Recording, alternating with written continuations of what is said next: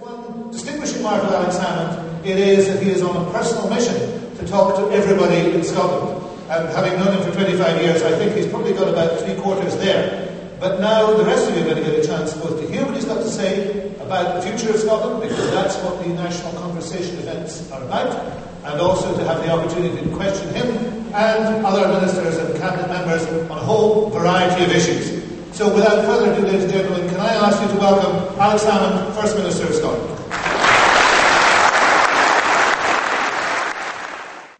Well, welcome, ladies and gentlemen. Thank you, Michael, for the kind words of introduction. Although when you're a minister in a government led by me, you've got no choice but to make kind words of introduction.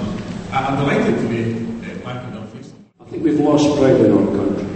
I hate to think that those visitors coming to our country, and we have beautiful countryside, there's no doubt about that. You just have to look around you. I hope you had a chance to look around today. I hope what you didn't see was the rubbish and litter lying around.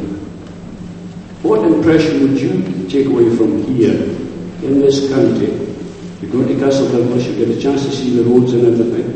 What impression would you take away, and your cabinet ministers take of this county of ours, the whole county, Dumfriesshire and Galloway, of course, if you were in the eyes, if you had the eyes of a foreign visitor? You know, there are 8 new projects either underway or about to come underway in A75 and A77, and I'm deeply sympathetic to road infrastructure in the southwest of Scotland because my own constituency doesn't have in Bamford Buckingham, the Westminster constituency, doesn't have a single yard of dual carriageway. And I often think the delays in infrastructure building in the north-east of Scotland and the south-west of Scotland are actually very similar in many ways.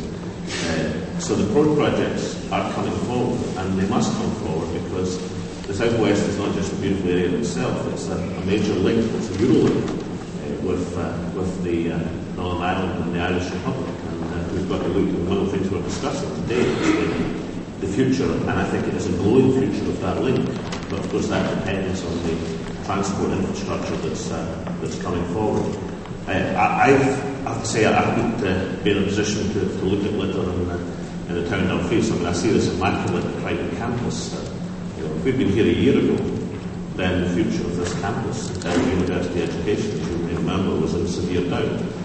As you probably know, Chapel Cross is being decommissioned at the moment, which will leave future generations with basically a legacy of waste, to put it politely. With agenda being with energy being so high in government agendas, we've got a huge opportunity with the solid barrage to leave future generations with a system of generating vast amounts of power without the waste associated with it. Can I have your views, please? We anticipate that by 2011 we can generate 31% of at least Scotland's electricity through renewable sources. And renewable means hydro, which we've had for a long time, thanks to the wisdom of Tom Johnson in the end of the Second World War.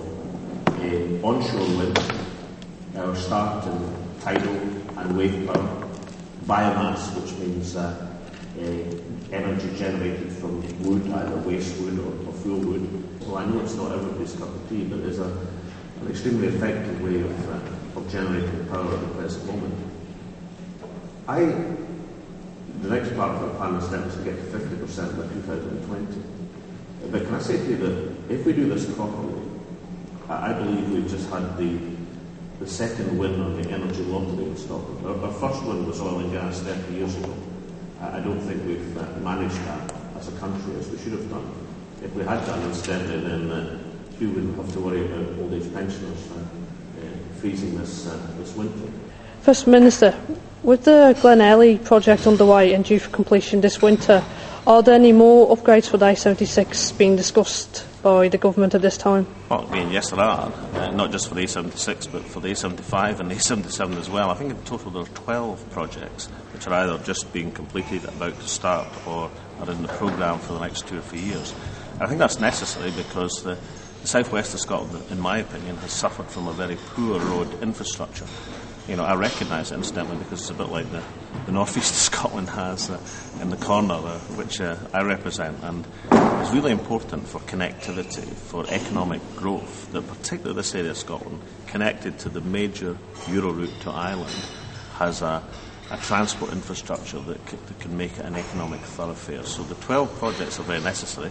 It's going to be necessary to have more projects to come to bring the roads of the southwest of Scotland up to an acceptable standard after what it should be said is decades, absolute decades of neglect.